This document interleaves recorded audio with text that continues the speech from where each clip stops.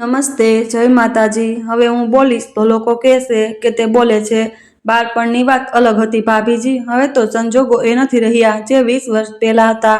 ત્યારે અમે જરૂરિયાતમંદ હતા અને તમારા ઉપકારો નીચે દબાયેલા હતા। પણ હવે મારો દીકરો વિક્રમ આ શહેરનો સૌથી મોટી કોલેજમાં પ્રોફેસર બની ગયો છે। તેની ઇજ્જત, તેનું આત્મસન્માન છે અને તે જે દરેક સમયે તમારી દીકરી શ્રુતિની પાછળ ભાગતો ફરતો હતો તે માત્ર બાળપણ હતું।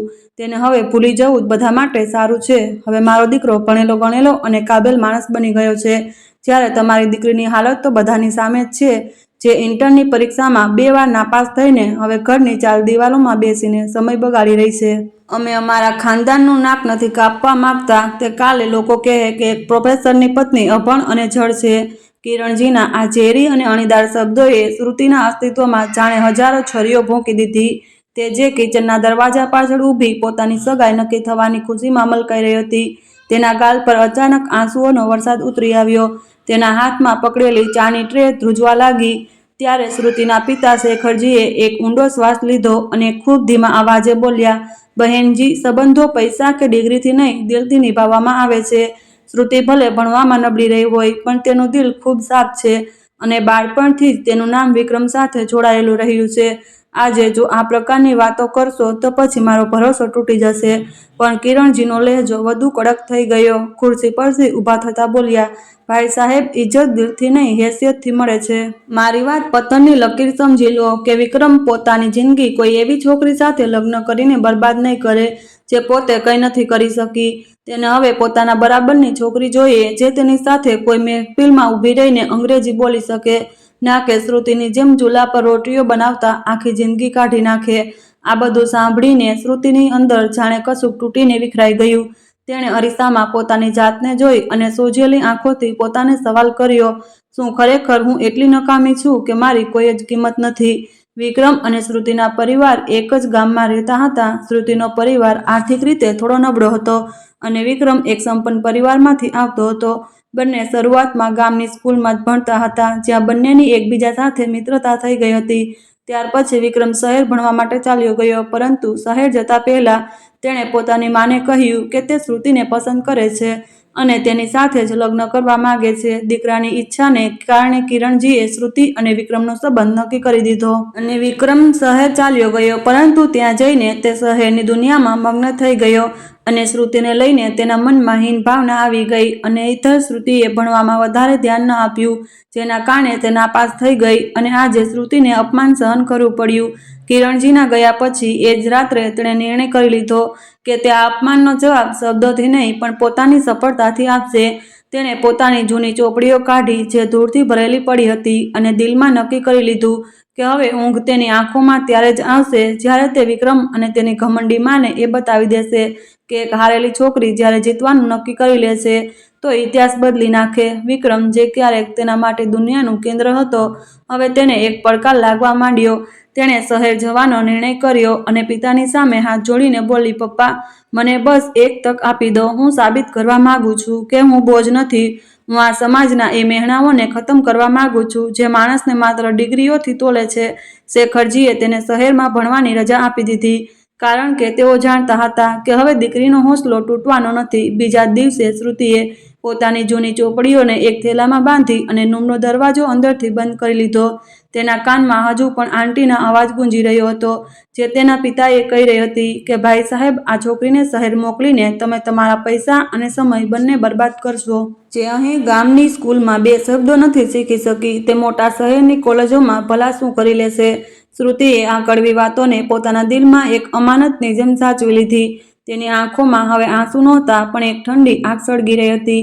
તેણે પિતા પાસે જઈને ખૂબ ધીમેથી કહ્યું, પપ્પા, મને બસ એક તક આપી દો। હું ક્યારેય તમારું માથું ઝૂકવા નહીં દઉં। શેખરજીએ દીકરીના માથા પર હાથ મૂક્યો અને ભરાયેલા અવાજે બોલ્યા, શ્રુતિ બેટા, શહેરની જિંદગી ખૂબ કઠિન હોય છે। ત્યાં કોઈ આપણું નથી હોતું અને તું તો ક્યારેય એકલી ઘરની બહાર પણ નથી નીકળી। આ બધું કેવી રીતે કરીશ?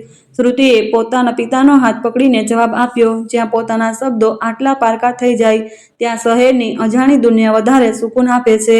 મને બસ તમારા આશીર્વાદ જોઈએ। હું ત્યાં પોતાની ઓળખ બદલીને જઈશ, જેથી કોઈ મને પેલી નિષ્ફળ શ્રુતિ ના કહે જે નાપાસ થઈ હતી। બીજા દિવસે તે પોતાની બેગમાં થોડા કપડાં, થોડા સપના અને ઘણી બધી હિંમત ભરીને બસમાં જઈ બેઠી। શહેર પહોંચીને તેણે એક નાના હોસ્ટેલમાં રૂમ લીધો, જ્યાંની વોર્ડન રીતાજી એક કડક સ્વભાવની મહિલા હતી. તેમણે તેને ઉપરથી નીચે સુધી જોતા પૂછ્યું, "એ છોકરી, તારું નામ શું છે અને અહીં કયા મકસદથી આવી છે?"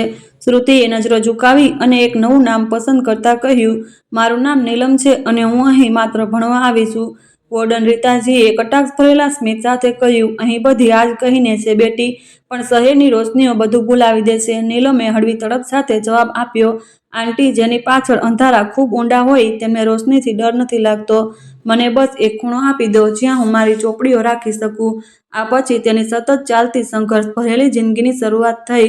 જ્યારે નીલમે કોલેજમાં દાખલો લીધો તો ત્યાંની છોકરીઓ તેના સાદા કપડાં અને ચૂપ રહેવાની આદતની મજાક ઉડાવવા લાગી. એક દિવસ એક અમીર ઘરની છોકરીએ તેની ચોપડી છીનવી લીધી અને હસતા હસતા બોલી, "એ છોકરી, તું દરેક વખતે આ ચોપડીઓમાં જ કેમ ઘૂસેલી રહે છે? શું તને દુનિયાની કોઈ બીજી વસ્તુથી કોઈ મતલબ નથી?" નીલમે શાંતિથી પોતાની ચોપડી પાછી લેતા કહ્યું, "દિલચસ્પી તેને હોય જેની પાસે ગુમાવવા માટે ઘણું બધું હોય. મારી પાસે તો માત્ર પામવાનો રસ્તો છે અને તે જ આ ચોપડીઓ છે."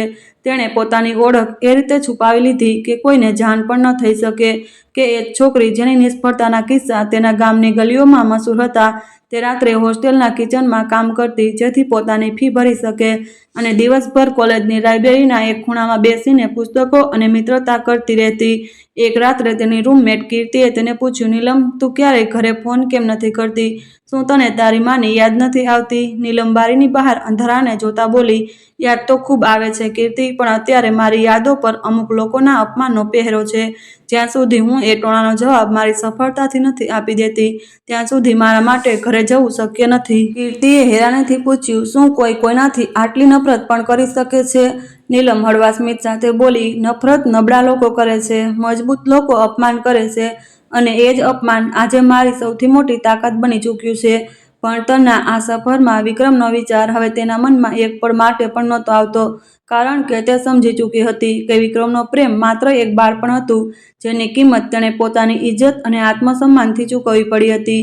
એક દિવસ કોલેજના પ્રોફેસર ક્લાસમાં આવ્યા અને બોલ્યા, "આપણી ક્લાસમાં એક એવી વિદ્યાર્થીની છે જેણે બધા રેકોર્ડ તોડી નાખ્યા. નીલમ, તું સ્ટેજ પર આવીને બધાને જણાવ કે તારી આ સફળતાનું રહસ્ય શું છે." નીલમ જ્યારે ઊભી થઈ તો તેની આંખો સામે પોતાનું ગામ, એ જ આંગણું ફરી વળ્યું જ્યાં તેને નાલાયક કહીને તરછોડવામાં આવી હતી. તેણે માઇક પર બસ એટલું જ કહ્યું, "મારી સફળતાનું રહસ્ય તે દર્દ છે જે મને એવા માણસે આપ્યું હતું જેને હું પોતાનો સમજતી હતી. મેં એ શીખ્યું કે માણસનો દેખાવ બદલવો સરળ છે, પણ પોતાના આત્માને મજબૂત બનાવવો સૌથી મુશ્કેલ કામ છે." તે દરમિયાન તેને એક નામાંકિત યુનિવર્સિટીમાંથી આગળના અભ્યાસ માટે સ્કોલરશિપની ઓફર મળી તો તેની આંખોમાંથી પહેલીવાર ખુશીના આંસુ નીકળ્યા. તેણે એ જ રાત્રે પોતાના પપ્પા શેખરજીને ચિઠ્ઠી લખી, "પપ્પા, હવે તમારું માથું ગર્વથી ઊંચું થવાનું છે. મેં તે કરી બતાવ્યું જેનું સપનું મેં તે રાત્રે જોયું હતું જ્યારે પોતાના લોકોએ અમારા પર પોતાના દરવાજા બંધ કરી દીધા હતા." શહેરની એ ભીડમાં તે હવે એક ગુમનામ છોકરી નહોતી રહી, પણ એક અસરદાર ઓળખ બનાવવામાં સફર પર નીકળી ચૂકી હતી અને હવે તેને ના તો કોઈ વિક્રમની જરૂર હતી અને ના જ કોઈ આંટીના સહારાની. તેના લહેજામાં હવે આત્મસન્માનની મજબૂતી હતી અને વાતોમાં એ ઠહેરાવ આવી ગયો હતો જે માત્ર એ જ લોકોમાં હોય છે જે મુશ્કેલીઓની આગમાંથી પસાર થાય છે. તેણે પોતાની મહેનતના દમ પર સિવિલ સર્વિસની પરીક્ષાની તૈયારી શરૂ કરી અને રાત દિવસ એક કરી દીધા. જ્યારે લોકો ચેનની ઊંઘ સૂતા હતા, તે જાગીને ભણતી હતી. જ્યારે લોકો ફરવા નીકળતા હતા, તે ફાઇલો અને પુસ્તકોના ઢગલામાં ડૂબેલી રહેતી હતી. તેનો દરેક પસાર થતો દિવસ તેને એ મંજિલની વધુ નજીક જઈ રહ્યો હતો જ્યાં તેને કોઈનાથી બદલો નહોતો લેવો, પણ પોતાની ઊંચાઈથી જવાબ આપવો હતો. હવે તે શ્રુતિ નહોતી રહી જેને કોઈ પણ વાત કહીને રડાવી દેતું હતું. હવે તે નીલમ બની ચૂકી હતી જેના અવાજમાં નિર્ણય કરવાની તાકાત હતી અને જેના ડગલા નીચે સફળતાની જમીન આપોઆપ પથરાતી જતી હતી. તેનું આ ખામોશ સફર હવે એક એવી કહાની બની ચૂક્યું હતું જે આવનારી પેઢીઓ માટે મિસાલ બનવાની હતી. તે ઘણીવાર એકલામાં પોતાની જાતને કહેતી હતી, "જુઓ વિક્રમ, જે ઘમંડમાં તમે પ્રોફેસર બનીને ફરતા હતા, આજે મેં એ જ ઘમંડનો પાયો હલાવી દીધો છે. હવે જ્યારે સામનો થશે તો તમે માત્ર એક સામાન્ય શિક્ષક રહેશો અને હું કાયદાની એ તાકાત બની ચૂકી હોઈશ જે દરેક ખોટી વાતનો જવાબ આપવાનું જાણે છે." તેની આ ખામોશી હવે એક તોફાનનું રૂપ લઈ ચૂકી હતી જે ખૂબ જલ્દી તેના ગામની હવા બદલવાની હતી. તેની જીતનો સૂરજ ઉગવાનો જ હતો. તેણે પોતાની બધી જૂની યાદોને જાણે એક સંદૂકમાં બંધ કરી દીધી હતી જેથી હવે તેની જિંદગીમાં માત્ર ભવિષ્યની રોશની રહે અને વીતી ગયેલા કાલનો કોઈ પડછાયો તેને પરેશાન ના કરી શકે. તે દરમિયાન શહેરના એક ખૂબ જ મોંઘા મેરેજ હોલમાં રોશની અને રોનક વિખરાયેલી હતી, જ્યાં ગામના એક અમીર પરિવારના મોટા લગ્ન થઈ રહ્યા હતા. અને ત્યાં જ વિક્રમ પોતાના કોલેજના પ્રોફેસર મિત્રોની વચ્ચે ઘેરાયેલો મોટા ઘમંડથી વાતો કરી રહ્યો હતો. તેણે મોંઘો 3-piece સૂટ પહેર્યો હતો અને તેનો અંદાજ એવો હતો જાણે તે દુનિયાનો સૌથી મોટો માણસ હોય. તે જ સમયે નીલમ પોતાના પિતા શેખરજી સાથે એ લગ્નમાં પહોંચી. તેનો પહેરવેશ સાદો હતો અને ચહેરા પર એક જૂની સાદગી હતી, પરંતુ હવે તેની આંખોમાં નબળાઈ નહોતી. વિક્રમની નજરોમાં તેને ઓળખવાની કોઈ કોશિશ પણ નહોતી, કારણ કે લગ્ન તેના માટે માત્ર ફંક્શન હતું. ત્યાં ઊભા ઊભા વિક્રમ પોતાના મિત્રોને કહી રહ્યો હતો કે માણસની ઓળખ તેની સંગતથી થાય છે. મેં તો પહેલા જ નક્કી કરી લીધું હતું કે આગળ વધવું છે તો એ લોકોને પાછળ છોડવા પડશે જે રસ્તામાં અડચણ બને છે, ભલે તે સંબંધીઓ જ કેમ ના હોય. તેનો ઈશારો સ્પષ્ટ રીતે નીલમ તરફ હતો, જે નજીકમાં જ ઊભી હતી. ત્યારે તેના એક મિત્રએ નીલમ તરફ જોતા પૂછ્યું, વિક્રમ, આ છોકરી કોણ છે જે વારંવાર તારી તરફ જોઈ રહી છે? શું કોઈ ઓળખીતું છે? વિક્રમે નીલમ પર એક ઠંડી નજર નાખી અને બેરુખીથી બોલ્યો, છોડને યાર, કોઈ ગામની છોકરી હશે. અમારા ગામમાં આવા ઘણા લોકો છે જેને અમે માત્ર જરૂરતના સમયે જ ઓળખીએ છીએ. આ સાંભળીને નીલમના દિલમાં જાણે કોઈએ ઊંડો ઘા કરી દીધો. તેમ છતાં તેણે પોતાને સંભાળી અને હિંમત કરીને વિક્રમની પાસે ગઈ, જેથી ઓછામાં ઓછું તેને હેલો તો કહી શકે. અને ખૂબ ધીમા અવાજે બોલી, વિક્રમ, કેમ છો અને તારી નોકરી કેવી ચાલી રહી છે? વિક્રમે તેની વાતનો કોઈ જવાબ આપવાને બદલે પોતાના હાથમાં પકડેલો ખાલી ગ્લાસ તેની તરફ લંબાવ્યો અને અત્યંત અપમાનજનક લહેજામાં બોલ્યો, એ છોકરી, આ ગ્લાસ પકડ અને જઈને જો કે કોઈ વેટર મળી જાય તો તેને કહેજે કે મારા મિત્રો માટે તાજું જ્યુસ લઈ આવે. શ્રુતિનો હાથ ગ્લાસ પકડતા ધ્રુજી ગયો. તેની આંખો ભરાઈ આવી અને તેણે રૂંધાયેલા અવાજે કહ્યું, વિક્રમ, હું શ્રુતિ છું. શું તું મારું નામ પણ ભૂલી ગયો? વિક્રમે જોરથી અટ્ટહાસ્ય કર્યું અને પોતાના મિત્રો તરફ જોતા બોલ્યો, સાંભળ્યું તમે લોકોએ? આ હજુ પણ એ જૂની યાદો લઈને ફરી રહી છે. અરે મેડમ, હવે હું શહેરનો જાણીતો પ્રોફેસર છું. મારી પાસે એટલો ફાલતુ સમય નથી કે હું તમારા જેવા અભણ અને નિષ્ફળ લોકોના નામ યાદ રાખું. તમે લોકોથી તો ઇન્ટરની ચોપડીઓ પૂરી નથી થતી અને હું અહીં PhDના પેપર લખી રહ્યો છું. આપણી વચ્ચે હવે એટલું અંતર આવી ચૂક્યું છે જેને તું ક્યારેય પાર નહીં કરી શકે. તેના મિત્રો તેની વાતો પર હસવા લાગ્યા અને એક મિત્રએ મજાકમાં કહ્યું, પ્રોફેસર સાહેબ, લાગે છે તમારો ભૂતકાળ તમારો પીછો નથી છોડતો. વિક્રમે ત્રાંસી નજરે શ્રુતિને જોઈ અને બોલ્યો, મારો ભૂતકાળ તો ખૂબ પહેલા ખતમ થઈ ચૂક્યો છે. આ તો બસ એક બોજ છે જેને મજબૂરીમાં ક્યારેક ક્યારેક જોવો પડે છે. તું અહીંથી જા અને પોતાના પિતા પાસે બેસીને જમવાનું ખા. અહીં ભણેલા ગણેલા લોકોની મહેફિલ છે. તારું અહીં ઊભા રહેવું પણ મને વિચિત્ર લાગી રહ્યું છે. શ્રુતિએ તે ગ્લાસ ધીમેથી ટેબલ પર મૂક્યો અને કંઈ પણ કહ્યા વગર પાછી વળી ગઈ. તેના કાનોમાં વિક્રમના શબ્દ હથોડાની જેમ ગુંજી રહ્યા હતા કે તું એક બોજ છે. વિક્રમ ફરીથી પોતાની વાતોમાં ડૂબી ગયો અને એક પળ માટે પણ પાછળ વળીને ન જોયું કે તેણે પોતાની બાળપણની સાથીના આત્માને કેટલી ઊંડી ઈજા પહોંચાડી છે. તે મિત્રોને કહી રહ્યો હતો કે મેં મારી માને સ્પષ્ટ કહી દીધું છે કે મારા માટે એવી છોકરી શોધે જે ઓછામાં ઓછી ગોલ્ડ મેડલિસ્ટ હોય, કારણ કે એક પ્રોફેસરની પત્ની પણ પ્રોફેસર જેવી જ દેખાવી જોઈએ. દૂર ઊભી શ્રુતિ આ બધું સાંભળી રહી હતી. તેણે પોતાના આંસુ લૂછ્યા અને દિલમાં નક્કી કરી લીધું કે આજ પછી વિક્રમનું નામ તેના માટે માત્ર એક સબક હશે. તેને સ્પષ્ટ અનુભવ થઈ ગયો હતો કે વિક્રમનો ઘમંડ તેને આંધળો કરી ચૂક્યો છે અને તે હવે કોઈ સંબંધની કદર નથી સમજતો. તે જ સમયે વિક્રમની માં કિરણજી પણ ત્યાં આવી ગઈ અને શ્રુતિને તિરસ્કાર ભરી નજરોથી જોવા લાગી. જોઈ લીધું, શ્રુતિ, મારો દીકરો આજે ક્યાં મુકામ પર છે. હવે તે તારા જેવી છોકરીઓને ગ્લાસ પકડવાને લાયક પણ નથી સમજતો. એટલે સારું જ છે કે પોતાની ઓકાતમાં રહે અને અમારા ઘરના સપના જોવાનું છોડી દે. શ્રુતિએ કિરણજીની વાતોનો કોઈ જવાબ ન આપ્યો અને ચૂપચાપ હોલની બહાર નીકળી આવી. હવે તેને પૂરો વિશ્વાસ થઈ ગયો હતો કે વિક્રમની જિંદગીમાંથી નીકળી જવું જ યોગ્ય છે. સૌથી મોટી જીત છે તે જ રાત્રે નીલમ એટલે કે શ્રુતિએ પોતાની ડાયરીમાં લખ્યું, વિક્રમ, આભાર. તમે મને બોજ કહીને મારી જિંદગીનો સૌથી મોટો રસ્તો બતાવી દીધો. હવે હું તમને મારી સફળતાનો એ નજારો બતાવીશ કે જ્યારે તમે મારી તરફ જોશો તો તમારો ઘમંડ આપોઆપ તૂટી જશે. તે રાત્રે દિવાલો સાથે અથડાતા અપમાનના શબ્દોએ શ્રુતિને વધુ મજબૂત બનાવી દીધી હતી. તે હવે એ નબળી છોકરી નહોતી રહી જેને કોઈ સહારાની જરૂર હોય. હવે તે પોતે પોતાનો સહારો બનવા માટે પૂરી રીતે તૈયાર હતી.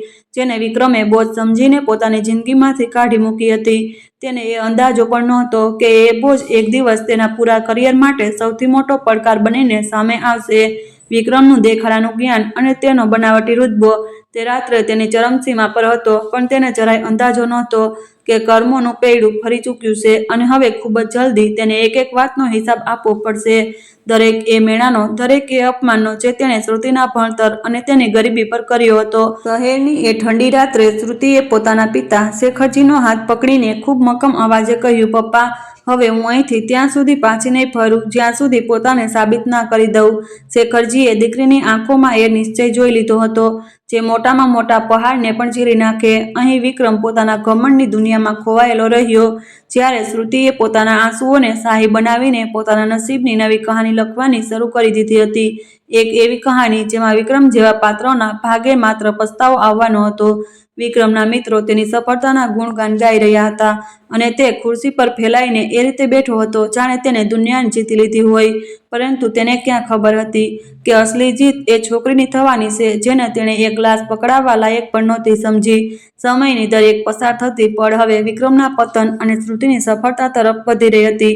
હોસ્ટેલના તે નાના અને ગુગળામણ ભરેલા રૂમમાં નીલમે પોતાની જિંદગીના નવા અધ્યાયની શરૂઆત કરી દીધી હતી, જ્યાં રાતના 2 વાગ્યે પણ તે ટેબલ લેમ્પની આછી રોશનીમાં ચોપડીઓ ફેલાવીને બેઠી રહેતી હતી. તેની રૂમમેટ કીર્તિએ ઘણીવાર પડખું બદલીને તેને જોઈ અને છેવટે ઊંઘમાંથી ઉઠીને બેસી ગઈ. બગાસું ખાતા કીર્તિ બોલી, નીલમ, તું પોતાને બીમાર કરી લઈશ. આખરે આ કઈ પરીક્ષા છે જેના માટે તે પોતાની ઊંઘ અને સુકૂન બધું બરબાદ કરી દીધું છે? શું જિંદગીમાં થોડી રાહત પણ જરૂરી નથી હોતી? નીલમે થાકેલી આંખો ચોળતા ઊંડો શ્વાસ લીધો અને બોલી, કીર્તિ, રાહત તેમનો હક હોય છે જેમની પાસે ગુમાવવા માટે કંઈક હોય. હું તો પોતાની ઓળખની શોધમાં નીકળી છું. મારે પોતાની ઊંઘ વેચીને એ સપના ખરીદવા છે જે લોકોએ મારી પાસેથી છીનવી લીધા હતા. કીર્તિએ તેના ટેબલ પર પડેલા પુસ્તકના ઢગલાને જોઈને હેરાનીથી પૂછ્યું, પણ તે ઘરવાળાઓને એ કેમ નથી જણાવ્યું કે તને આ વર્ષની સૌથી મોટી મેરિટ સ્કોલરશીપ મળી ચૂકી છે? તારા પપ્પા તો ખુશીથી ઝૂમી ઉઠશે. પછી તું પોતાને એટલી છુપાયેલી જિંદગીમાં કેમ રાખે છે? સંબંધીઓને તારા ભણતર અને સફળતા વિશે કેમ નથી જણાવતી? થોડી પળોની ઊંડી ખામોશી પછી નીલમ બોલી, હજુ સમય નથી આવ્યો કીર્તિ. જો મેં અત્યારે બધું જણાવી દીધું તો મારા આંટી કિરણજી ફરી કોઈ નવો તમાશો ઊભો કરી દેશે. તેમને લાગે છે કે હું અહીં કોઈ સામાન્ય કામ કરી રહી છું કે બસ સમય બગાડી રહી છું.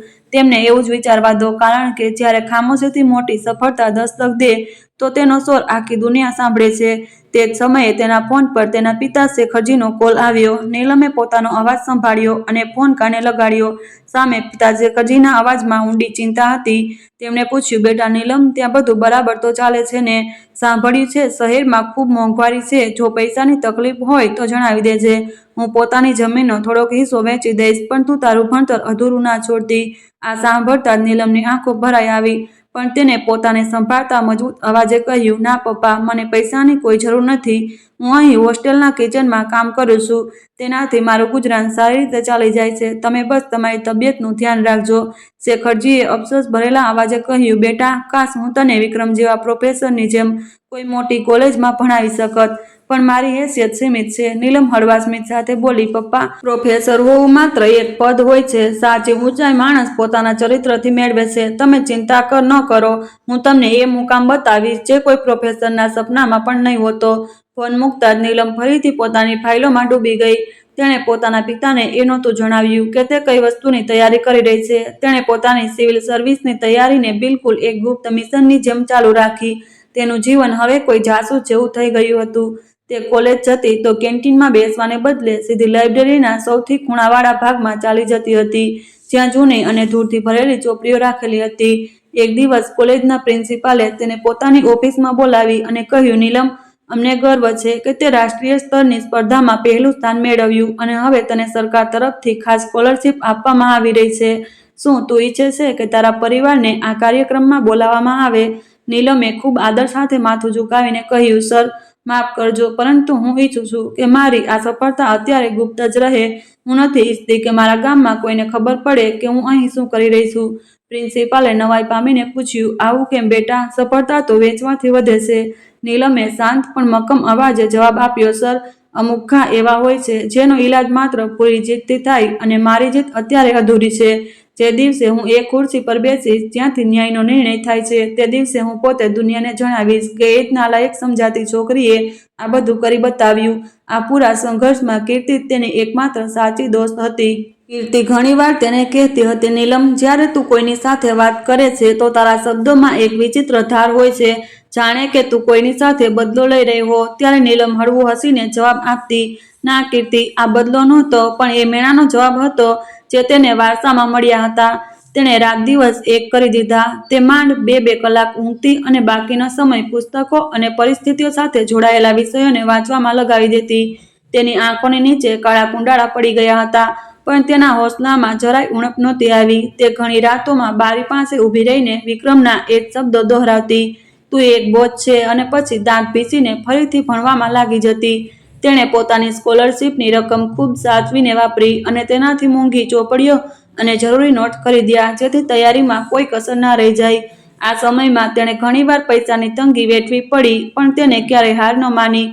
એકવાર તેની આંટી કિરણજીનો ફોન આવ્યો અને કટાક્ષ ભરેલા અવાજે પૂછ્યું, સાંભળ્યું છે તું શહેરમાં નોકરી કરી રહી છે, આખરે કેટલું કમાઈ લેશે? નીલમે પોતાના પર કાબુ રાખતા સ્થિર અવાજે કહ્યું, હમણાં તો બસ શીખી રહી છું આંટી, જે દિવસે કમાઈશ તમને આપોઆપ ખબર પડી જશે। કિરણજી હસી પડ્યા અને બોલ્યા, હા હા, અમને ખબર છે તું શું કમાતી હોઈશ। મારી વાત માન અને પાછી આવી જા। વિક્રમની સગાઈ એક ખૂબ ભણેલી ગણેલી છોકરી સાથે થઈ રહી છે, તો ઓછામાં ઓછું કામકાજમાં મદદ કરી દઈશ। શ્રુતિએ દિલ પર પથ્થર રાખીને કહ્યું, તમે ચિંતા ના કરો, હું લગ્નના દિવસે જરૂર આવીશ અને તમને મારી કમાણીનો હિસ્સો પણ આપીશ। ફોન મૂકતા જ તેણે પોતાની જાતને કહ્યું કે હવે તેની આ ખામોશ મહેનત પોતાના અંજામની નજીક પહોંચી ચૂકી છે। તેણે પોતે તૈયારી પૂરી કરી લીધી, પરીક્ષા થઈ ગઈ ચૂકી હતી અને હવે બસ પરીક્ષાના પરિણામોની રાહ હતી। તેણે ખબર હતી કે તેની ચૂપકીદી એક એવા તોફાનની આહટ છે જે વિક્રમના ઘમંડ અને કિરણજીના અપમાનને હંમેશ માટે શાંત કરી દેશે। તેની રાતોની મહેનતે તેને એટલી તાકાત આપી દીધી હતી કે હવે તેને કોઈ સહારાની જરૂર નહોતી। તે એકલી જ એક ફૌજ બની ચૂકી હતી। તે પોતાની સાથે થયેલા દરેક અપમાનને જવાબ આપવા માટે તૈયાર હતી। શ્રુતિની આ કહાની એ વાતની સાબિતી હતી કે જ્યારે કોઈ છોકરી પોતાના અપમાનને પોતાની તાકાત બનાવી લે તો તેને પાડવાવાળું કોઈ નથી હોતું। તેને પોતાની બધી સિદ્ધિઓને એક ફાઇલમાં સાચવીને રાખી હતી અને તે ફાઇલનું નામ તેણે રાખ્યું હતું મારો જવાબ। આ જવાબ હવે ખૂબ જલ્દી બધાની સામે આવવાનો હતો અને તેની ખામોશ મહેનત પોતાની મંજિલની બિલકુલ નજીક પહોંચી ચૂકી હતી। આખરે તેની મહેનત રંગ લાવી। 6 મહિના પછી શહેરના સરકારી કોલેજનો વિશાળ હોલ આજે ફૂલો અને રંગબેરંગી ઝાડીઓથી શણગારેલો હતો, જ્યાં વાર્ષિક પુરસ્કાર વિતરણ સમારોહ પૂરજોશમાં હતો। વિક્રમ, જે આ કોલેજનો સૌથી ચર્ચિત પ્રોફેસર મનાતો હતો, સ્ટેજની વચ્ચોવચ્ચ ઊભો પોતાના જુનિયર શિક્ષકો અને વિદ્યાર્થીઓ પર રોબ જમાવી રહ્યો હતો। તેના ચહેરા પર એ જ જૂનો ઘમંડ હતો જે સમયની સાથે વધુ ઘેરો થઈ ગયો હતો। તેણે કાંડા પર બાંધેલી ઘડિયાળ જોતા ગુસ્સામાં એક સ્ટાફ મેમ્બરને કહ્યું, અરે ભાઈ, હજુ સુધી સોફાની વ્યવસ્થા બરાબર નથી થઈ। તને ખબર પણ છે આજે આપણા ખાસ મહેમાન કોણ છે? આ જિલ્લાના નવા એસપી મેડમ આવી રહ્યા છે, જેનું નામ તેમના કડક શિસ્ત માટે મશહૂર છે। જો તેમને જરા પણ અવ્યવસ્થા દેખાઈ ગઈ તો આખી કોલેજની બદનામી નક્કી છે। વિક્રમ પાસે ઊભેલા એક બીજા પ્રોફેસરે હસતા હસતા કહ્યું, અરે વિક્રમજી, તમે ખોટી ચિંતા કરી રહ્યા છો। તમારી હાજરીમાં કોઈ ગડબડ કેવી રીતે થઈ શકે? આખરે તમે જ તો છો આ કાર્યક્રમના ઇન્ચાર્જ અને તમારી વ્યવસ્થા આખા શહેરમાં વખણાય છે। વિક્રમે પોતાની ટાઈ સરખી કરી અને ગર્વથી બોલ્યો, એ તો છે, હું કોઈ પણ કામમાં બેદરકારી ચલાવી લેતો નથી। એમ તો સાંભળ્યું છે એસપી મેડમ ખૂબ નાની ઉંમરના છે, પહેલા જ પ્રયાસમાં સિવિલ સર્વિસની પરીક્ષા ટોપ કરી છે। કાશ અમારી કોલેજમાં પણ આવા હોનહાર લોકો હોત। અહીં તો લોકો 12મું પાસ કરવામાં જ ઉંમર કાઢી નાખે છે। તેનો ઈશારો આજે પણ કટાક્ષમાં રૂપમાં શ્રુતિ તરફ હતો, જેણે તેને વર્ષો પહેલા પોતાની જિંદગીમાંથી બહાર કાઢી મૂકી હતી। હોલની પાછળ બેઠેલા અમુક વિદ્યાર્થીઓ અંદરોઅંદર ધીમા અવાજે વાતો કરી રહ્યા હતા કે આજે પ્રોફેસર વિક્રમ કંઈક વધારે જ ઉત્સાહિત લાગી રહ્યા છે। કદાચ કોઈ મોટી સિદ્ધિની રાહ છે અથવા તો તે ચીફ ગેસ્ટને પ્રભાવિત કરવા માંગે છે। ત્યારે જ અચાનક હોલના મુખ્ય દરવાજા તરફ હલચલ થઈ અને બહારથી પોલીસની ગાડીઓનો અવાજ નજીક આવવા લાગ્યો। વિક્રમે ઊંડો શ્વાસ લીધો અને કોટના બટન બંધ કરતા સ્વાગત ટીમને કહ્યું, બધા લોકો લાઇનમાં ઊભા થઈ જાવ અને જેવા મેડમ અંદર આવે ફૂલ વરસાવવાનું શરૂ કરી દેજો। કોઈના ચહેરા પર તણાવ ન દેખાવો જોઈએ। ત્યારે જ કોલેજનો પટ્ટાવાળો હાંફતો હાંફતો આવ્યો અને બોલ્યો, સર, ગાડીઓ ગેટ પર પહોંચી ગઈ છે। પ્રોટોકોલ ઓફિસર કહી રહ્યા છે કે મેડમ અત્યારે હોલમાં પ્રવેશ કરશે। વિક્રમે એકવાર ફરી આખા હોલ પર નજર નાખી। તેને લાગ્યું જાણે વાતાવરણમાં એક વિચિત્ર બેચેની છે અને દિલના ધબકારા પોતાની મેળે તેજ થઈ ગયા. તેણે વિચાર્યું, કદાચ આટલા મોટા ઓફિસરના સ્વાગતનું દબાણ છે. તેણે ઊંચા અવાજે કહ્યું, બધા વિદ્યાર્થીઓ શાંત રહે અને પોતપોતાની સીટો પર સીધા બેસી જાય. આપણા ખાસ મહેમાન આવી રહ્યા છે. આખા હોલમાં સોપો પડી ગયો અને બધાની નજર તે મોટા દરવાજા પર ચોંટી ગઈ જ્યાંથી એસપીને અંદર આવવાનું હતું. વિક્રમ સ્ટેજ પરથી નીચે ઉતર્યો અને ગુલદસ્તો લઈને બરાબર સામે ઊભો રહી ગયો. તેના મનમાં આ સમયે માત્ર પોતાની પ્રતિષ્ઠા અને પોતાનું પદ ઘૂમી રહ્યું હતું. ત્યારે દરવાજો ખુલ્યો, પોલીસ કર્મીઓએ રસ્તો બનાવ્યો અને ઘેરા વાદળી રંગની સાડી પહેરેલી એક ગરિમામય મહિલા હોલમાં દાખલ થઈ. તેના ચહેરા પર એવો આત્મવિશ્વાસ અને તેજ હતું કે લોકો પોતાની મેળે સન્માનમાં ઊભા થઈ ગયા. વિક્રમે હસતા હસતા માથું નમાવ્યું અને ગુલદસ્તો આગળ ધર્યો, પણ જેવી તેની નજર સામે ઊભેલી મહિલાના ચહેરા પર પડી, તેના હાથ ઠંડા પડી ગયા અને જીભ જાણે તાળવે ચોંટી ગઈ. સામે શ્રુતિ ઊભી હતી. એ શ્રુતિ જેને તેણે ક્યારેય બોજ અને નાકાબિલ કહીને ઠુકરાવી દીધી હતી. શ્રુતિની આંખોમાં હવે ડર નહીં પણ એક એવી ચમક હતી જે વિક્રમના બધા ઘમંડને તોડી રહી હતી. શ્રુતિએ ખૂબ શાંતિથી તેના ધ્રુજતા હાથોમાંથી ગુલદસ્તો લીધો અને હળવા પણ મક્કમ સ્મિત સાથે કહ્યું, આભાર પ્રોફેસર સાહેબ. સાંભળ્યું છે તમે આ કાર્યક્રમમાં આયોજક છો. આશા છે અહીંનું શિસ્ત પણ એવું જ હશે જેવું તમે હંમેશા બોલતા આવ્યા છો. વિક્રમના ગળામાં જાણે ડૂમો ભરાઈ ગયો અને તે ઈચ્છીને પણ એક શબ્દ પણ ન બોલી શક્યો. તેને લાગ્યું આખો હોલ ફરી રહ્યો છે. ત્યારે પાસે ઊભેલા પ્રોફેસરે હેરાનીથી તેના ખભા પર હાથ મૂકતા કહ્યું, વિક્રમજી, શું થઈ ગયું તમને? તમે અચાનક આમ ચૂપ કેમ થઈ ગયા? ચાલો મેડમને સ્ટેજ સુધી લઈ જઈએ. વિક્રમ લડખડાતા ડગલે શ્રુતિને રસ્તો આપતો પોતે પાછળ ચાલવા લાગ્યો અને શ્રુતિ પૂરા સન્માન અને આત્મવિશ્વાસ સાથે સ્ટેજ તરફ આગળ વધી. તેની પાછળ ચાલતા વિક્રમને પોતાની આખી જિંદગી કોઈ ફિલ્મની જેમ દેખાવા લાગી. તે મેણા, તે અપમાનભર્યા શબ્દો અને તે ટોણા જે તેણે ક્યારેય શ્રુતિ પર કસ્યા હતા, આજે એ બધું તેને પોતાના ચહેરા પર જોરદાર તમાચાની જેમ પડી રહ્યું હતું. હોલમાં હાજર દરેક વ્યક્તિ શ્રુતિના વ્યક્તિત્વથી પ્રભાવિત હતી અને વિક્રમને એવું લાગી રહ્યું હતું જાણે તેને બધાની સાથે ઊભો રાખીને સજા આપવામાં આવી રહી હોય. તેના મનમાં વારંવાર એ જ સવાલ ઉઠી રહ્યો હતો કે આખરે આ કેવી રીતે શક્ય છે કે જેને તે ક્યારેય 12મું પાસ પણ ન કરી શકનારી છોકરી સમજતો હતો, તે આજે આટલી મોટી અધિકારી બની ગઈ અને તેને આની જાણ પણ ન થઈ. શ્રુતિએ સ્ટેજ પર પહોંચીને માઇક સંભાળ્યું અને જેવું તેણે બોલવાનું શરૂ કર્યું, તેના અવાજમાં એક અજબ આત્મવિશ્વાસ અને દ્રઢતા હતી. તેણે કહ્યું, અહીં ઉપસ્થિત તમામ આદરણીય શિક્ષકો અને પ્રિય વિદ્યાર્થીઓને મારા નમસ્કાર. આજે હું અહીં માત્ર એક અધિકારી તરીકે નહીં પણ એક ઉદાહરણ બનીને આવી છું કે જ્યારે કોઈ છોકરીને નાકાબિલ કહીને ઠુકરાવી દેવામાં આવે છે ત્યારે પણ જો તેનો ઈરાદો મજબૂત હોય તો કિસ્મતને બદલવામાં વધારે સમય નથી લાગતો. સ્ટેજના એક ખૂણામાં ઊભેલો વિક્રમ પરસેવે રેબઝેબ થઈ રહ્યો હતો. તેને પોતાની જિંદગીની સૌથી મોટી હાર સ્પષ્ટ દેખાઈ રહી હતી. હવે તેને સમજાઈ રહ્યું હતું કે હોલમાં ફેલાયેલી બેચેની હકીકતમાં તેના પતનની આહટ હતી અને શ્રુતિની જીતનું એલાન, જેણે આજે તેના પૂરા ઘમંડને ધૂળમાં ભેળવી દીધું હતું. વિક્રમને અહેસાસ થયો કે આજે તે આ સમારોહનો સિતારો નહીં પણ એક તૂટેલો તારો છે જેની રોશની શ્રુતિની સફળતા સામે સાવ ફીકી પડી ચૂકી છે.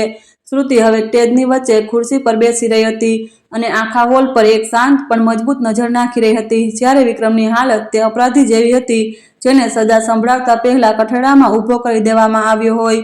તે વારંવાર પોતાના કપાળ પરથી પરસેવો લૂછી રહ્યો હતો અને તેના દિલમાં તોફાન મચી રહ્યું હતું કે આખરે આ બધું કેવી રીતે અને ક્યારે થઈ ગયું.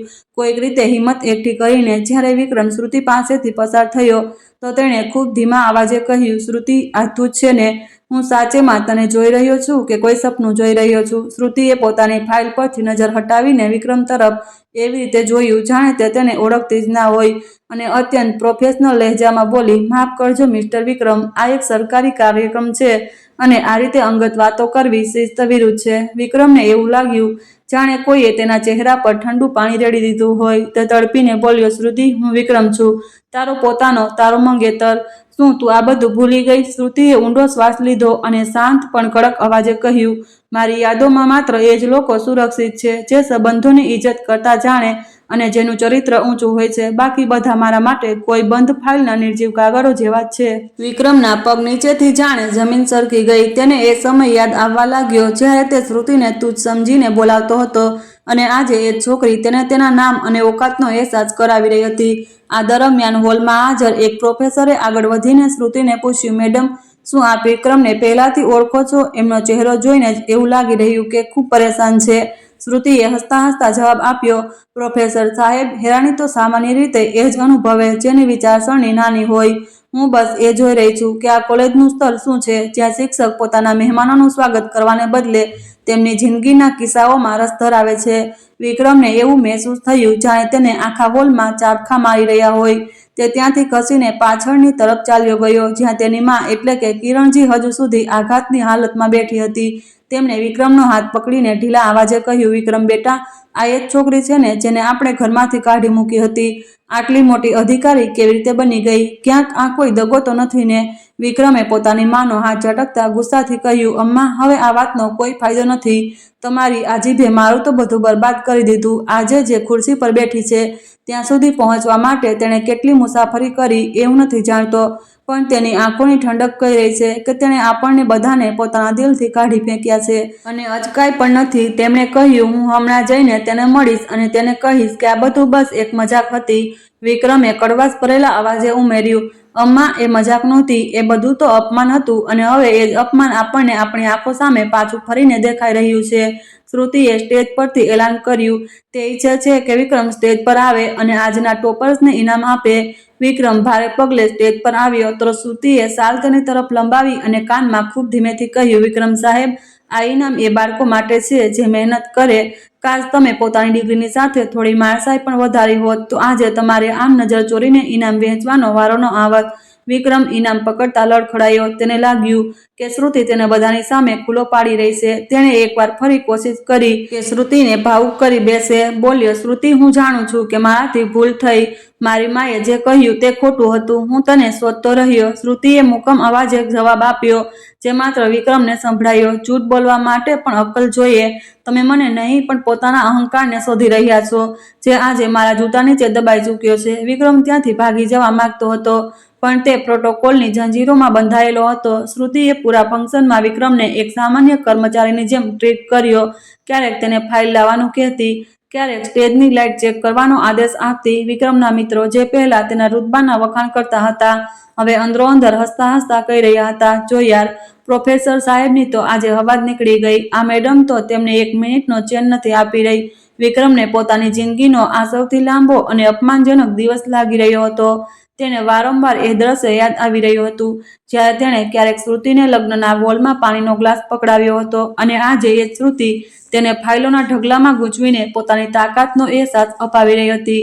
ફંક્શનના અંતમાં શ્રુતિએ ભાષણ આપ્યું અને કહ્યું કે જિંદગીમાં ક્યારેય કોઈને તેની નબળાઈનો ટોણો ન મારવો, કારણ કે સમય પાસે એક એવું ત્રાજવું છે જે પળવારમાં રાજાને રંક અને રંકને રાજા બનાવી દેશે. પછી તેણે વિક્રમ તરફ જોઈને ખાસ કહ્યું કે અમુક લોકો પ્રોફેસર બનીને પણ અભણ રહી જાય અને અમુક લોકો નાલાયક કહેવડાવીને પણ આખી દુનિયા પર રાજ કરી લે છે. વિક્રમનું માથું શરમથી ઝૂકી ગયું અને તે એક શબ્દ પણ ન બોલી શક્યો. શ્રુતિ પોતાની ગાડી તરફ વધી ગઈ અને વિક્રમ બસ ઊભો તેને દૂર જતા જોતો રહ્યો. તેને અહેસાસ થયો કે તેણે એક હીરો ગુમાવી દીધો અને હવે તેની પાસે માત્ર પસ્તાવાની રાખ બચી છે. કિરણજી શ્રુતિની ગાડી પાછળ દોડ્યા અને બોલ્યા કે બેટા, એક વાત તો સાંભળતી જા. પણ શ્રુતિએ કાચ ચડાવી દીધો અને ડ્રાઈવરને કહ્યું, ચાલો અહીંથી, મારું કામ પૂરું થયું. તે રાત્રે વિક્રમ ઘરે પાછો ફર્યો તો તેનો બધો ઘમંડ તૂટી ચૂક્યો હતો અને તેને સમજાઈ ગયું કે જ્યારે માણસનું મન નાનું હોય તો મોટી ડિગ્રી પણ ઇજ્જત નથી અપાવી શકતી. શ્રુતિની શક્તિએ વિક્રમની અંદરના પ્રોફેસરને મારી નાખ્યો હતો અને હવે ત્યાં માત્ર એક પસ્તાવો કરતો માણસ બચ્યો હતો, જે પોતાની જ નજરોમાં પડી ચૂક્યો હતો. બીજા દિવસે સૂરજ તેની રીતે નીકળ્યો પણ નહોતો. ત્યાં જ કિરણજીએ પોતાની સૌથી સારા રેશમી કપડાં કાઢ્યા અને વિક્રમને પરાણે તૈયાર કરીને શ્રુતિના સરકારી ગેસ્ટ હાઉસ પાસે લઈ આવ્યા. તેમના હાથમાં મીઠાઈનો મોટો ડબ્બો હતો અને ચહેરા પર એવું બનાવટી સ્મિત હતું જાણે કે વર્ષોથી શ્રુતિની સફળતા ઈચ્છતા હોય. ગેસ્ટ હાઉસના ગાર્ડે રોક્યા તો કિરણજી ભડકીને બોલ્યા, અરે હટો સામેથી, તને ખબર નથી હું તારી મેડમની આંટી છું અને અમારો દીકરો વિક્રમ છે, જે શહેરનો મશહૂર પ્રોફેસર છે. અમે વિચારી શ્રુતિને મળવા આવ્યા છીએ. ગાર્ડે જ્યારે અંદર ખબર આપી તો શ્રુતિએ તેમને ડ્રોઈંગ રૂમમાં બેસાડવાનો આદેશ આપ્યો. થોડી મિનિટો પછી જ્યારે શ્રુતિ ત્યાં આવી તો તેના ડગલામાં એવો આત્મવિશ્વાસ હતો કે કિરણજી આપોઆપ ઊભા થઈ ગયા અને આગળ વધીને તેને સ્પર્શ કરવાની કોશિશ કરવા લાગ્યા. શ્રુતિએ ખૂબ સલીકાથી એક ડગલું પાછળ હટીને સોફા પર બેસતા કહ્યું, બેસો કિરણજી, જણાવો મીઠાઈ કઈ ખુશીમાં લાવ્યા છો? શું ક્યાંક લગ્નની તારીખ નક્કી થઈ ગઈ છે? કિરણજીએ તરત મીઠાઈનો ડબ્બો મેજ પર રાખતા બનાવટી મીઠાશથી કહ્યું, અરે નહીં શ્રુતિ, હું તો કાલ રાતથી ખુશીના માર્યા ઊંઘી જ ન શકી કે મારી શ્રુતિ આટલી મોટી ઓફિસર બની ગઈ છે. હું તો વિક્રમને એ જ કહી રહી હતી કે જો તારી શ્રુતિએ આખા ખાનદાનનું નામ રોશન કરી દીધું. બાળપણમાં અમે બધા ના સમજ હતા જે તારી કદર ન કરી શક્યા. ખૂણામાં માથું ઝુકાવીને બેઠેલા વિક્રમે હિંમત કરીને શ્રુતિ તરફ જોયું અને બોલ્યો, શ્રુતિ, અમ્મા ઠીક કહી રહી છે, અમારાથી ભૂલ થઈ ગઈ. અમને તારી કાબિલિયતનો અંદાજો નહોતો. હું આજે પણ એ સંબંધ પર કાયમ છું જે આપણા વડીલોએ બાળપણમાં નક્કી કર્યો હતો. હું તને એ બધી ખુશીઓ આપીશ જે પહેલાં ન આપી શક્યો. શ્રુતિએ ઊંડો શ્વાસ લીધો અને મેજ પર પડેલી ફાઇલ બંધ કરતા કહ્યું, વિક્રમ સાહેબ, કદાચ તમને ગેરસમજ છે. બાળપણમાં હું ખરેખર નાદાન હતી અને સમજતી હતી કે સંબંધો પ્રેમથી નિભાવવામાં આવે, પણ તમારી માએ મને શીખવાડ્યું કે સંબંધો ડિગ્રી અને હોદ્દાના ત્રાજે તોલવામાં આવે છે. કિરણજી તરત બોલ્યા, અરે નહીં શ્રુતિ, મેં તો તને આગળ ભણવા માટે વઢ્યું હતું. જો તારી શક્તિના કારણે તો તું આજે અહીં પહોંચી છે. હવે જૂની વાતો છોડ અને લગ્નની તારીખ નક્કી કરો. વિક્રમ પ્રોફેસર છે અને તું મોટી ઓફિસર. તમારા બંનેની જોડી આખા શહેરમાં મિસાલ બનશે. શ્રુતિના હોઠ પર એક તીખું સ્મિત આવ્યું અને તેણે કિરણજીની આંખોમાં જોતા કહ્યું, કિરણજી, મને તમારા એ શબ્દો આજે પણ યાદ છે.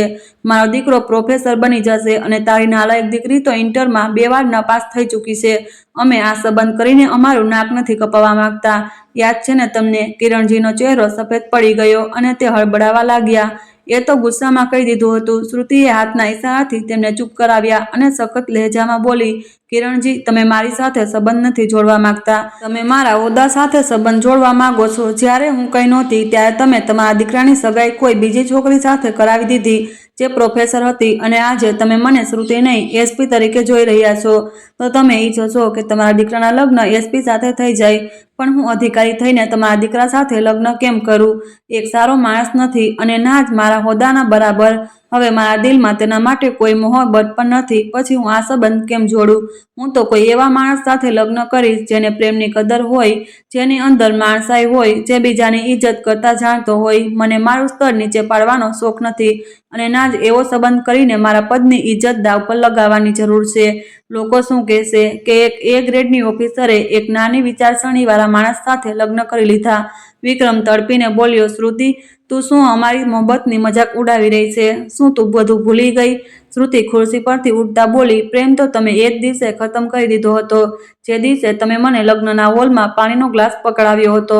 હવે અહીં માત્ર તિરસ્કાર બાકી છે અને હકીકત એ છે કે હવે તમે મારા લાયક નથી. કિરણજી રડતા રડતા બોલ્યા, શ્રુતિ, આવું ન કર. શ્રુતિએ દરવાજા તરફ ઇશારો કરતા કહ્યું, આંટીજી, હવે તમે જાઓ. મારે ખૂબ જરૂરી કામ પતાવવાના છે. અને હા, આ મીઠાઈ પણ લઈ જાઓ કેમ કે મને તમારા હાથનો સ્વાદ કડવો લાગે છે. વિક્રમ અને તેની માં જ્યારે ગેસ્ટ હાઉસમાંથી બહાર નીકળ્યા તો તેમના ચહેરા પર લાલાચ અને અપમાન સ્પષ્ટ દેખાઈ રહ્યું હતું. શ્રુતિએ બારીમાંથી તેમને જતા જોયા અને એક લાંબો શ્વાસ લીધો. તેને લાગ્યું જાણે આજે તેની છાતી પરથી એ ભાર ઉતરી ગયો હોય જે વર્ષોથી તેને ચેનથી જીવવા નહોતો દેતો. તેને આજે સમજાઈ ગયું હતું કે જ્યારે માણસ પોતાની જાતને ઓળખી લે છે તો દુનિયા બધા હોદ્દા તેની સામે નાના પડી જાય અને લાલચી સંબંધોની કિંમત એક કોડીથી વધારે નથી હોતી. બીજા દિવસે શ્રુતિ પોતાની ઓફિસના મોટા ટેબલ પર ફેલાયેલી ફાઇલોને ખૂબ ધ્યાનથી જોઈ રહી હતી, જેમાં કોલેજના ફંડ અને પરીક્ષાના પેપર વેચવા સાથે જોડાયેલી ગંભીર ખુલાસા નોંધાયેલા હતા. તેણે સામે ઉભેલા ઇન્સ્પેક્ટરને પૂછ્યું, શું તું આ વાતને પાકા પાયે માને છે કે પ્રોફેસર વિક્રમ આ બધી ગડબડમાં મુખ્ય આરોપી છે? ઇન્સ્પેક્ટરે માથું ઝુકાવીને કહ્યું, જી મેડમ, બધા નક્કર પુરાવા તેની તરફ જ ઇશારો કરે છે. આ લોકો પૈસા લઈને પેપર લીક કરાવે અને કોલેજની લાઇબ્રેરીના નામે આવતા લાખો રૂપિયા પણ પોતાના અંગત ખાતામાં નખાવે છે. શ્રુતિના હોઠ પર હળવું સ્મિત આવ્યું અને તેણે આદેશ આપ્યો, કાલ સવારે વિક્રમને પૂછપરછ માટે મારી ઓફિસમાં લાવવામાં આવે. બીજા દિવસે જ્યારે વિક્રમ હાથકડી વગર પણ 2 સિપાહીઓની સાથે શ્રુતિની સામે હાજર થયો તો તેનો ચહેરો પીળો પડી ચૂક્યો હતો. શ્રુતિ ખુરશી પર પાછળ ટેકવતા શાંત અવાજે બોલી, જણાવો પ્રોફેસર સાહેબ, સંબંધોના સોદા કર્યા પછી હવે તમે શિક્ષણ જેવા પૈસાને પણ ન છોડ્યો. વિક્રમ ગભરાઈને બોલ્યો, શ્રુતિ, આ બધું જૂઠ છે. મારી વિરુદ્ધ કાવતરું છે. હું ઈમાનદાર શિક્ષક છું. તું જૂના બદલામાં મારી ઇજ્જત ખરાબ કરી રહી છે. શ્રુતિએ એક જાડી ફાઇલ તેની સામે પટકતા સખત લહેજામાં કહ્યું, બદલો લેવા માટે મારે આટલી મહેનતની જરૂર નહોતી. વિક્રમજી, આ રસીદો તમારા હસ્તાક્ષર વાળી છે.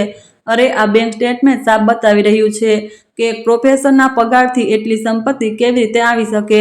તમે શહેરના સૌથી મોંઘા વિસ્તારમાં બંગલો ખરીદી લો, એ પણ લોન વગર. વિક્રમજીની જીભ લડખડાઈ અને તે ખુરશી પરથી ઢગલો થઈ ગયો. રડતા રડતા બોલ્યો, શ્રુતિ, મને માફ કરી દે.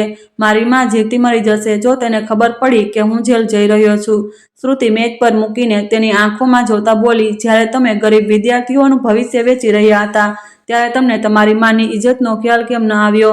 તમે મને નાલાયક કહી હતી કારણ કે હું એક પરીક્ષામાં નાપાસ થઈ હતી, પણ તમે તો જિંદગીની પરીક્ષામાં નાપાસ થઈ ચૂક્યા છો. તમારી બધી હોશિયારી રેતીની દિવાલ સાબિત થઈ ગઈ. વિક્રમ હાથ જોડીને બોલ્યો, હું બધું પાછું આપી દઈશ. બસ તમે આ કેસ આગળ ન વધારો. હું તમારા પગે પડું છું. શ્રુતિએ નફરતથી મોઢું ફેરવતા કહ્યું, કાયદાના પગ નથી હોતા પ્રોફેસર સાહેબ, તેના હાથ હોય છે જે હવે તમારા ગળા સુધી પહોંચી ચૂક્યા છે.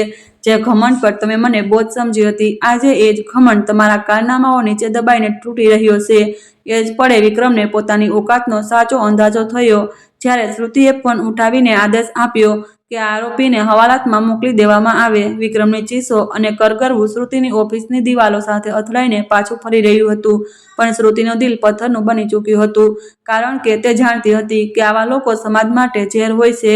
તેણે સાબિત કરી દીધું કે સાચી સફળતા માત્ર પદમાં નહીં, ઈમાનદારીમાં હોય, અને આ અંજામ એ બધા માટે સબક હતો જે બીજાના નીચે દેખાડીને પોતાને ખૂબ મોટા સમજે.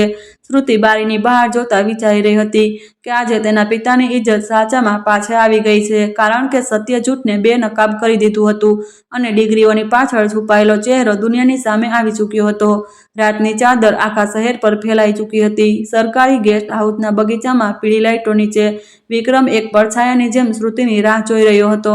જ્યારે શ્રુતિ પોતાની સરકારી ગાડીમાં પાછી ફરી તો ઉતરીને તેની નજર એ તૂટેલા માણસ પર પડી. વિક્રમ ધ્રુજતા અવાજે બોલ્યો, શ્રુતિ, શું 1 મિનિટ રોકાઈ શકે? શ્રુતિએ પોતાના સુરક્ષા કર્મીઓને પાછળ રહેવાનો ઇશારો કર્યો અને સખત લહેજામાં કહ્યું, પ્રોફેસર સાહેબ, આ સમયે તમારું અહીં હોવું કાયદાની વિરુદ્ધ છે. શું તમને હજુ પણ પોતાની હાલતનો અંદાજો નથી? વિક્રમ આંખોથી આંસુ લૂછતા બોલ્યો, મને જેટલી સજા આપવી હોય આપી દો. મને જેલ મોકલી દો. મારી બધી સંપત્તિ લઈ લો, પણ મારી આંખોથી મારા માટે એ નફરત હટાવી દો જે મને અંદરથી બાળી રહી છે. હું માનું છું કે હું ખૂબ ઘટિયા માણસ સાબિત થયો. મેં તારા પ્રેમની કદર ન કરી અને ઘમંડને જ મારું સર્વસ્વ બનાવી લીધું. મને માફ કરી દે શ્રુતિ. હું એ જ વિક્રમ છું જે ક્યારેક તારા માટે પતંગિયા પકડતો હતો. શ્રુતિએ ઊંડો શ્વાસ લીધો, આકાશ તરફ જોયું અને કડવી મુસ્કાન સાથે બોલી, વિક્રમ, માફી માંગવી કેટલી સરળ છે. શું તને એ રાત યાદ છે જ્યારે તારી માએ મારા પિતાનું અપમાન કર્યું હતું અને તું ચૂપચાપ ઊભો મલકાઈ રહ્યો હતો? શું તને યાદ છે જ્યારે મેં શહેર આવવા માટે બસનું ભાડું ભેગું કરવા મારી માના છેલ્લા ઘરેણાં વેચી દીધા હતા? વિક્રમ ડૂચકા ભરતા બોલ્યો, શ્રુતિ, હું આંધળો થઈ ગયો હતો. મારી ડિગ્રીઓએ મને આંધળો કરી દીધો હતો. હું સમજતો હતો કે તું નાલાયક છે. શ્રુતિએ તેની વાત કાપતા શાંત અવાજે કહ્યું, નાલાયક હું નહોતી. નાલાયક તારી વિચારસરણી હતી, જેણે એક સંબંધને માત્ર ડિગ્રીઓના ત્રાજવે તોલ્યો. તું આજે મારી આંખોમાં આંસુ જોઈને સમજે છે કે હું નબળી પડી જઈશ. શ્રુતિએ સખત અવાજે કહ્યું, જિંદગી માત્ર જુદાઈના આંસુઓથી નથી ચાલતી, પણ એ લોહી પરસેવાની મહેનતથી બને છે જે મેં આ 5 વર્ષોમાં કરી છે. જ્યારે તું એર કન્ડિશનર રૂમમાં બેસીને મારા નાપાસ થવાના કિસ્સા સંભળાવતો હતો, ત્યારે હું શહેરના રસ્તાઓ પર ઠોકરો ખાઈ રહી હતી. મેં ભૂખ સહન કરી છે, મેં લોકોની કડવી વાતો સાંભળી અને મારા આત્માને મારીને આ મુકામ મેળવ્યો છે. વિક્રમ તડપીને બોલ્યો, હું તારા દરેક ઘાનું વળતર આપીશ. બસ એકવાર કહી દે કે તું મને માફ કરી દે છે. શ્રુતિ પાછળ હટતા બોલી, વિક્રમ, હું માત્ર ન્યાય કરીશ. તે જે ગુનો કર્યો તેની સજા તારે ભોગવવી પડશે. અને અમુક ઘા એવા હોય જે રૂજાઈને પણ જાય તો નિશાની તો માણસને જિંદગીભર યાદ અપાવતી રહે કે કોની સાથે ચાલવાનું છે અને કોને પાછળ છોડવાના છે. વિક્રમ રડતા રડતા બોલ્યો, શું તને મારા પર જરાય દયા નથી આવતી? શ્રુતિએ કહ્યું, દયા નબળાઓ પર ખાવામાં આવે છે અને તું એટલો નબળો થઈ ચૂક્યો છે કે તારા પર દયા ખાવી પણ સમયની બરબાદી છે. મને યાદ છે જ્યારે તે મને પાણીનો ગ્લાસ પકડાવ્યો હતો અને તે મને અપમાનથી જોઈ હતી. આજે એ જ ગ્લાસ તૂટી ચૂક્યો છે અને તેના ટુકડા તારા નસીબમાં વાગી રહ્યા છે. વિક્રમે માથું ઝુકાવી લીધું અને બોલ્યો, તું બદલાઈ ગઈ છે શ્રુતિ, તું એ નથી રહી. શ્રુતિએ છેલ્લી વાર તેની તરફ જોઈને કહ્યું, હા, હું બદલાઈ ગઈ છું, કારણ કે મને બદલાવા વાળું કોઈ બીજું નહીં, તું પોતે હતો. તારી ઠોકરોએ મને એ રસ્તો બતાવ્યો જેના પર ચાલીને હું આજે આ મુકામ પર છું જ્યાંથી તું મને ખૂબ નાનો દેખાય છે. હવે અહીંથી ચાલ્યો જા અને કાલે કોર્ટમાં હાજર થવાની તૈયારી કર. કારણ કે મારી કલમ હવે કોઈની તફેદારી નહીં, માત્ર સત્ય લખશે. વિક્રમ અંધારામાં ખોવાતો ગયો અને શ્રુતિ ત્યાં જ ઊભી પોતાની એ સફળતાની સચ્ચાઈને અનુભવી રહી, જે તેને ખૂબ મોટી કિંમત ચૂકવીને જ મળી હતી. તે જ રાત્રે ચાંદનીમાં શ્રુતિનો ચહેરો ચટ્ટાનની જેમ મજબૂત દેખાઈ રહ્યો હતો, જ્યારે વિક્રમનું ઝૂકેલું માથું તેને એક જીવતી લાશ બનાવી ચૂક્યું હતું. બીજા દિવસે કોર્ટની કાર્યવાહી શરૂ થતાં પહેલા થોડી મિનિટો અગાઉ શ્રુતિએ વિક્રમને પોતાની પર્સનલ કેબિનમાં બોલાવ્યો. રૂમની ખામોશી તેના દિલના ધબકારાથી પણ ભારે હતી. વિક્રમ ખુરશીના કિનારે બેઠો પોતાના ધ્રુજતા હાથ છુપાવવાની કોશિશ કરી રહ્યો હતો. ત્યારે શ્રુતિએ મેજ પર પડેલી તેની ધરપકડની ફાઇલ ઉઠાવીને ગંભીરતાથી કહ્યું, વિક્રમ, શું તને લાગે છે કે આ બધું માત્ર એટલા માટે કર્યું કે મેં તારું દિલ તોડ્યું હતું? ધ્રુજતા અવાજે તેણે જવાબ આપ્યો, શ્રુતિ, હું જાણું છું મેં ખૂબ ખોટું કર્યું. તું જે પણ કરીશ તે તારો હક છે. શ્રુતિએ ઊંડો શ્વાસ લઈને ફાઇલ બંધ કરી અને કહ્યું, જો આ માત્ર મારો અંગત બદલો હોત તો હું એ જ દિવસે તને રસ્તા પર અપમાનિત કરી દેત, જે દિવસે હું આ શહેરમાં આવી હતી. પરંતુ મારો મકસદ તેનાથી ક્યાંય મોટો હતો. મેં આ બધું એ સેકન્ડો છોકરીઓ માટે કર્યું જેને તમારા જેવા લોકો માત્ર એક ડિગ્રી ન હોવાને કારણે નાલાયક કહી દેશે અને તેમના સપનાઓનું ગળું ઘોંટી દેશો. જ્યારે તું કોઈને અભણ કહે તો તું માત્ર તેને નહીં પણ તેની પૂરી આવનારી પેઢીને નિરાશામાં ધકેલી દેશે. મેં મારી જાતને એટલા માટે બદલી જેથી હું એ છોકરીઓનો અવાજ બની શકું જેને સમાજ નબળી સમજે છે. વિક્રમે શરમથી માથું ઝુકાવી લીધું અને બોલ્યો, મને જે સજા આપવી હોય તે આપી દે, પણ આ નફરતથી મને ના માર. શ્રુતિએ ફાઇલ તેની તરફ વધારતા કહ્યું, વિક્રમ, આ કાગળોમાં તારી વિરુદ્ધ એટલા પુરાવા છે કે તારી આખી જિંદગી જેલના સળિયા પાછળ વીતી શકે, પણ આજે હું તને ગિરફ્તાર નથી કરી રહી. વિક્રમે હેરાનીથી આંખો ઉઠાવીને પૂછ્યું, શું તું મને માફ કરી રહી છે? શ્રુતિએ કડવી મુસ્કાન સાથે જવાબ આપ્યો, ના વિક્રમ, હું તને ગિરફ્તાર નથી કરી રહી, પણ તને એવી જેલમાં નાખી રહી જ્યાંથી કોઈ રિહા નહીં કરી શકતું, અને તે જેલ તારું પોતાનું જમીર. હું તને તારા જમીરના હવાલે કરું છું. જ્યારે પણ તું અરીસામાં તારો ચહેરો જોઈશ, તને એ બધા બાળકો યાદ આવશે જેના હક પર તે તારી ધાડ પાડી હતી, અને તે શ્રુતિ યાદ આવશે જેને તે પગ નીચે કચડી નાખી હતી. તારી સૌથી મોટી સજા એ હશે કે તું આઝાદ થઈને પણ એક અપરાધીની જેમ જીવીશ, અને આ બોધ તને ક્યારેય ચેનથી જીવવા નહીં દે. વિક્રમની આંખોમાંથી આંસુ વહેવા લાગ્યા. તે ભારે અવાજે બોલ્યો, શ્રુતિ, તે મને માફ ન કરીને મને જીવતે જીવ મારી નાખ્યો. કાશ તું મને જેલ મોકલી દે તો કદાચ મારો બોજ હળવો થઈ જાત. શ્રુતિએ મોઢું ફેરવી લીધું અને કહ્યું, હવે અહીંથી ચાલ્યો જા. આપણો સાથ અહીં જ પૂરો થાય છે. આ વાતના 2 દિવસ પછી આખા શહેરમાં ખબર ફેલાઈ ગઈ કે પ્રોફેસર વિક્રમે પોતાના પદ પરથી રાજીનામું આપી દીધું અને ગુમનામીની જિંદગી જીવવા ક્યાંક દૂર ચાલ્યા ગયા છે. રાજીનામું આપતી વખતે તેણે બસ એટલું કહ્યું, જે શિક્ષણ માણસાઈ ન શીખવે તે શિક્ષણ નહીં પણ અજ્ઞાનનો બોજ છે, અને હવે હું આ બોજને વધારે નથી ઊંચકી શકતો. શ્રુતિ પોતાની સરકારી ગાડીમાં નવા મિશન તરફ જઈ રહી હતી. રસ્તામાં તેને કિરણજી ઊભેલા દેખાયા, જેમણે હાથ જોડીને માફી માંગવા ઈચ્છી, પણ શ્રુતિએ કાચ નીચે ન કર્યો અને નજરો રસ્તા પર ટકાવી રાખી. તેણે મહેસૂસ થયું કે બદલો પૂરો થઈ ચૂક્યો છે, પણ દિલમાં ખુશી નહીં પણ એક સુકૂન હતું જે જણાવી રહ્યું હતું કે સંબંધો બરાબરીથી નહીં, વિચારસરણીથી નિભાવાય. તેણે ડ્રાઈવરને કહ્યું, ગાડી ઝડપથી ચલાવો, મારે હજુ ઘણી નાલાયક કહેવાતી છોકરીઓના સપનાઓને સાચા કરવાના છે. નીલમ હવે પોતાની મંજિલ તરફ વધી રહી હતી અને પાછળ છૂટી ગયેલો ભૂતકાળ સમયની ધૂળ બની ચૂક્યો હતો. શ્રુતિની ગાડી હાઈવે પર દોડતી આગળ વધી રહી હતી. તેણે એકવાર પાછળ વળીને પોતાના ભૂતકાળ તરફ જોયું અને મલકાઈને પોતાને કહ્યું, બાળપણની વાતો અલગ હતી. હવે હું એ શ્રુતિ છું જેણે પોતાની હારેલી બાજીને મહેનતથી જીતમાં બદલી નાખી, અને મારી કહાની દરેક એ માણસ માટે મિસાલ બનશે જે બીજાને નાના સમજીને પોતાને મોટા બનાવવાની કોશિશ કરે છે. બીજા દિવસે શ્રુતિ પોતાના ગામ પહોંચી, જ્યાં બધાએ તેનું સ્વાગત કર્યું. શ્રુતિના મા બાપનું માથું ગર્વથી વધુ ઊંચું થઈ ગયું હતું. શ્રુતિ પોતાના મા બાપને લઈને શહેર આવી ગઈ હતી અને હવે તેઓ પણ તેની સાથે જ રહેવા લાગ્યા હતા. શ્રુતિએ નક્કી કરી લીધું હતું કે હવે કોઈ એવા માણસને જ પોતાનો જીવનસાથી બનાવશે જે સારો માણસ હોય અને અમીર ગરીબ ભણેલા ગણેલા કે ઓછા ભણેલા દરેક માણસની ઇજ્જત કરતા જાણતો હોય, જે તેની મોહબ્બત અને મહેનતની કદર કરે. કહાનીનો આ અંત બધા માટે શીખ હતો, કારણ કે શ્રુતિએ કોઈની સાથે બદલો ન લીધો પણ પોતાને એ મુકામ પર ઊભી કરી જ્યાં તેને કોઈને મંજૂરીની જરૂરત નહોતી. તેણે સાબિત કરી દીધું કે જ્યારે એ સ્ત્રી ધારી લે તો પોતાની નબળાઈઓને પોતાની સૌથી મોટી તાકાત બનાવી લે છે, અને સમાજના મેણા તેના પગની ધૂળથી વધારે કંઈ નથી હોતા. 1 વર્ષ પછી શ્રુતિ અમુક યુપીએસસીના સ્ટુડન્ટને મોટિવેશન કરવા માટે એક કોચિંગ ઇન્સ્ટિટ્યૂટમાં પહોંચી, જ્યાં તેની મુલાકાત રાહુલ નામના એક સ્ટુડન્ટ સાથે થઈ. રાહુલ ખૂબ ગરીબ હતો અને ઘણા વર્ષોથી યુપીએસસીની તૈયારી કરી રહ્યો હતો.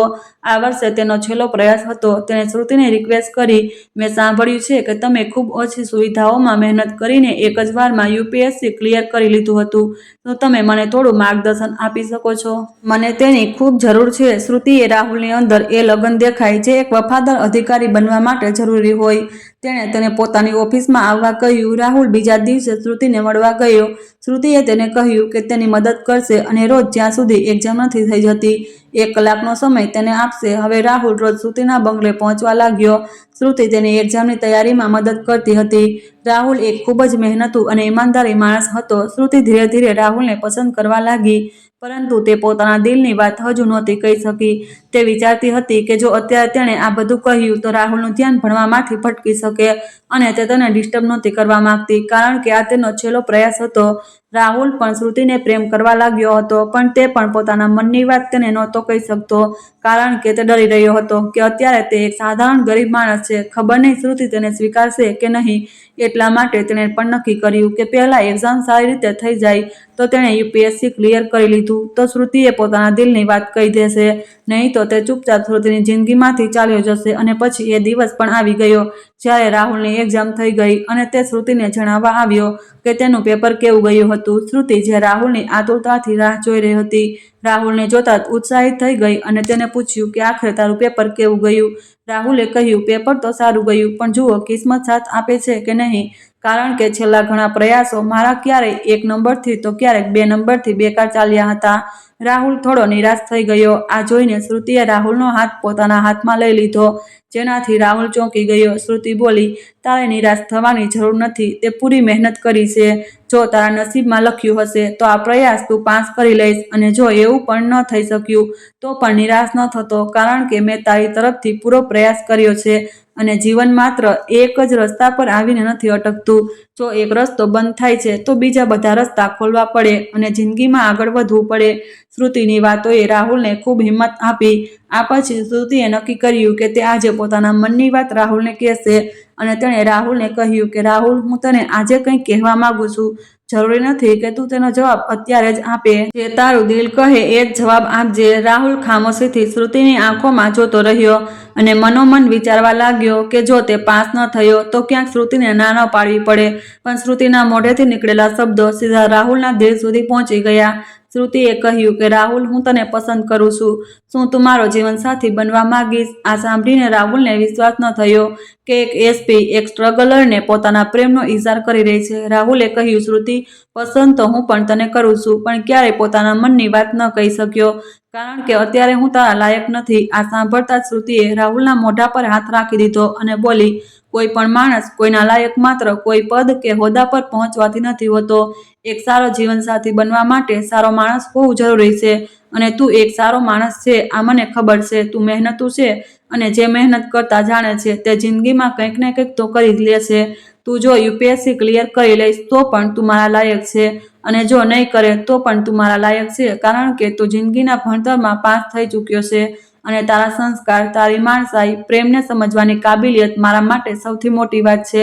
રાહુલે શ્રુતિને ગળે લગાવી લીધો અને કહ્યું, તારા આ હોંસલાએ મારા લડખડાતા કદમોને મજબૂતી આપી દીધી, અને હવે હું જિંદગીની લડાઈમાં ક્યારેય હાર નહીં માનું. તું સાચું કહે છે કે જે મહેનત કરતા જાણે છે તે હાર નથી માનતા, અને કોઈ સારા માણસની માણસાઈને ઓળખવા માટે સામેવાળા માણસનું પણ સારું દિલ હોવું જરૂરી છે. અને તું ખૂબ સાફ દિલની માણસ છે. ત્યારે તો આટલા મોટા પદ પર હોવા છતાં તે એક સાધારણ સંઘર્ષ કરતા માણસને માત્ર તેની માણસાઈ અને મહેનતને કારણે પોતાના લાયક સમજ્યો. તે પૈસા કરતાં વધારે પ્રેમને મહત્વ આપ્યું, જે આજની દુનિયામાં ખૂબ ઓછા લોકો કરે છે. હું પોતાને ખુશનસીબ માનું છું કે તે મને પોતાનો જીવનસાથી પસંદ કર્યો. અને 1 મહિના પછી યુપીએસસીનું રિઝલ્ટ આવ્યું, જેમાં રાહુલ સારા માર્ક સાથે પાસ થઈ ગયો. તેનો રેન્ક પણ ઘણો સારો આવ્યો. હવે માત્ર ઇન્ટરવ્યૂ બાકી હતો, પણ તેના પહેલા શ્રુતિએ રાહુલની સાથે ધામધૂમથી સગાઈ કરી લીધી અને ઇન્ટરવ્યૂની તૈયારીમાં પણ તેની પૂરી મદદ કરી. અંતે રાહુલ ડીએમના પદ પર પસંદગી થઈ અને દેશને શ્રુતિ અને રાહુલના રૂપમાં 2 વફાદાર અધિકારી મળ્યા અને 2 સાચા દિલ એક સંબંધમાં બંધાઈ ગયા. ધામધૂમથી શ્રુતિ અને રાહુલના લગ્ન થયા અને બંનેની જિંદગી ખુશીઓથી ભરાઈ ગઈ. મિત્રો, દરેક માણસ માટે માણસાઈ ખૂબ જરૂરી છે. જીવનના કોઈ પણ તબક્કે માણસે પોતાની અંદરની માણસાઈ મરવા દેવી ન જોઈએ. અને ભણતર દરેક માણસ માટે જરૂરી છે, કારણ કે આ આત્મસન્માનને મજબૂત કરે છે અને સમાજમાં ઓળખ અપાવે છે. તેથી પોતાના ભણતરને મહત્વ આપો અને પોતાના જીવનને શ્રેષ્ઠ બનાવો. તમને આ કહાની કેવી લાગી અને તમે કયા શહેરોથી આ કહાની સાંભળી રહ્યા છો? અમને કમેન્ટ સેક્શનમાં જરૂર જણાવજો. ચેનલને સબસ્ક્રાઈબ કરજો, વિડીયોને લાઈક કરજો. ધન્યવાદ.